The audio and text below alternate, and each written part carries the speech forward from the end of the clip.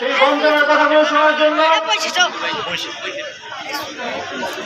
স্থানীয় সরকার মন্ত্রণালয় থেকে আপনাদের কি কি উন্নয়ন কার্যক্রম প্রয়োজন সেগুলো জানার জন্য এবং বাস্তবায়ন করার জন্য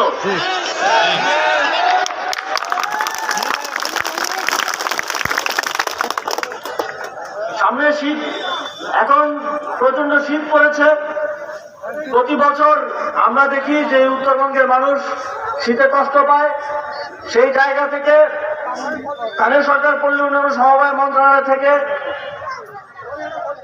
দিনাজপুরের পুরো উত্তরবঙ্গের অনগ্রসর জনগোষ্ঠীর জন্য শীতবস্ত্র উপহার নিয়ে এসেছি এবং মূলত আসার উদ্দেশ্য হচ্ছে আপনাদের কথাগুলো শোনা। আমি দুটো উপজেলা আজকে পরিদর্শন করেছি, দিনাজপুরের এবং পর্যায়ক্রমে রংপুর বিভাগ এবং রাজশাহী বিভাগের প্রায় 24টা উপজেলা পরিদর্শন করব।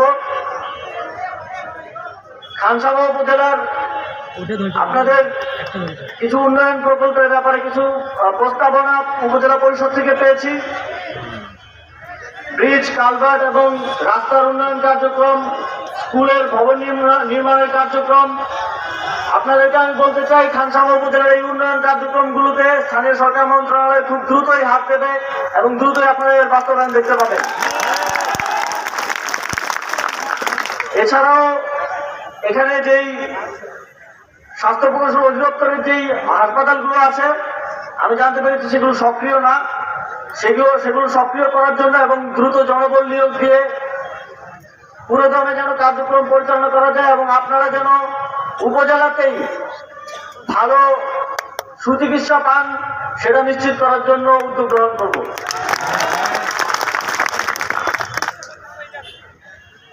আমি খানসামা উপজেলা পরিষদের একটা পরিসংখ্যানে দেখলাম যে এখানে শিক্ষার হার মাত্র 47%। এটা আমাকে অত্যন্ত ব্যথিত করেছে।